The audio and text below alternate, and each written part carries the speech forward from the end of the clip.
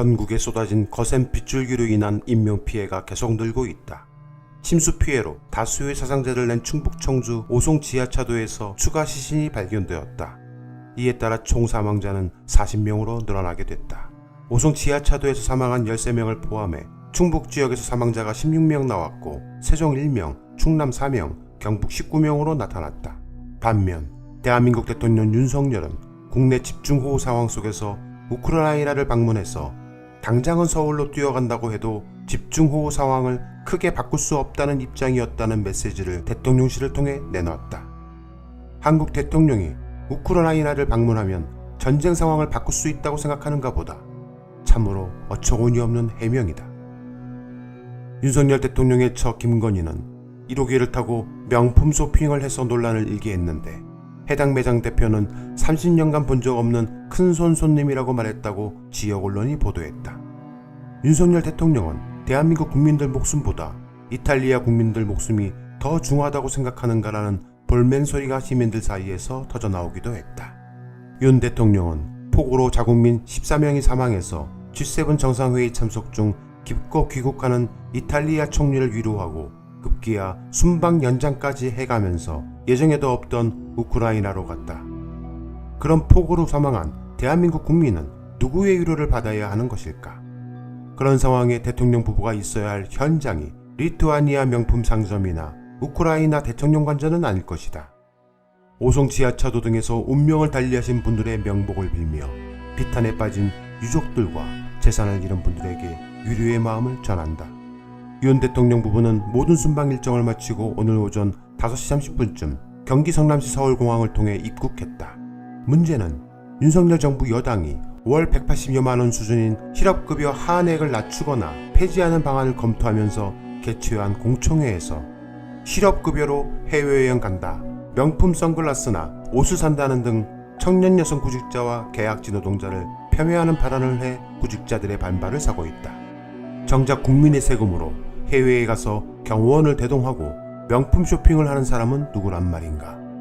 도대체 윤석열 부부의 정신세계는 어떻게 된 것일까? 그 이유는 여기에 있지 않을까? 국제사회가 노동자라는 이름을 쓰니까 우리도 그 이름을 빌어와가지고 우리 노동자들을 만들기 시작을 했습니다. 근데 시간이 가도 노동자예요. 한번 써보는 거 괜찮아요. 우리는 아직까지 노동자예요. 이 사회 구성에서 노동자를 만들어가지고 노동자에서 안 벗어나는 겁니다. 노동자를 만들면 어떻게 되냐? 이 노동자라는 이름은 과거에는 노예라는 이름으로 가지고 부린 거예요.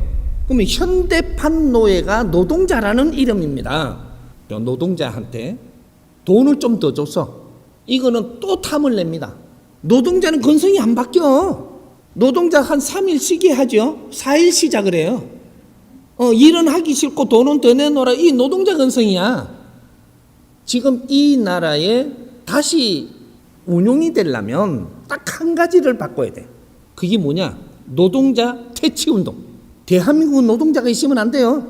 노동자가 없는 나라 대한민국이 돼야 돼. 노동자가 단합회가 데모하는데 누가 머럭한단 말이야. 머럭하면 누구하고 싸워요. 왜? 노동자니까.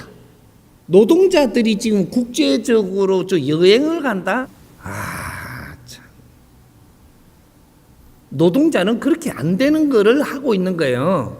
앞으로 일 안 하려고 그럽니다. 노동자는 존중하는 게 아니에요. 노예들을 다루고 있는 거지.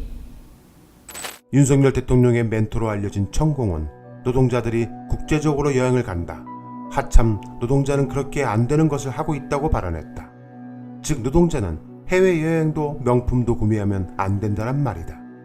죽어라 일만 하란 말인가?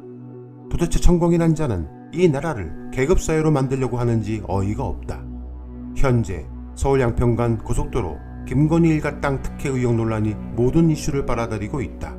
이에 윤석열 김건희 내외와 밀접한 관련이 있는 천공이 지난 5월 양평에 와서 지역민 20여 명과 식사를 했다고 박현일 전 양평군 의원이 한 라디오 프로그램에 출연하여 폭로했다. 박현일 전 군 의원은 당시 천공과의 식사 자리에 참석했던 모든 사람들이 천공이 왔는데 땅 이야기를 했다고 내게 말했다라고 했다. 그러면서 양평에 있는 큰 갈비집에서 천공과의 식사가 이루어졌다. 양평 지역민들 입장으로서는 천공 같은 인사의 등장에 민심 동요 및 유언비어 확장 등을 경험할 수밖에 없는 상황이었다고 설명했다. 박 전 군의원은 자신이 지난 2010년부터 2022년까지 양평 군의원으로 지내며 이때 약 8년간 건설교통분과를 담당했다고 밝혔다. 그러면서 김건희 일가 특혜 의혹이 불거진 강상면 노선 종점안에 대해 양평 군의원 차원에서 공식적으로 거론된 적은 단 한 번도 없었다. 공론화 과정도 단 한 번도 없었다고 밝혔다. 뿐만 아니다.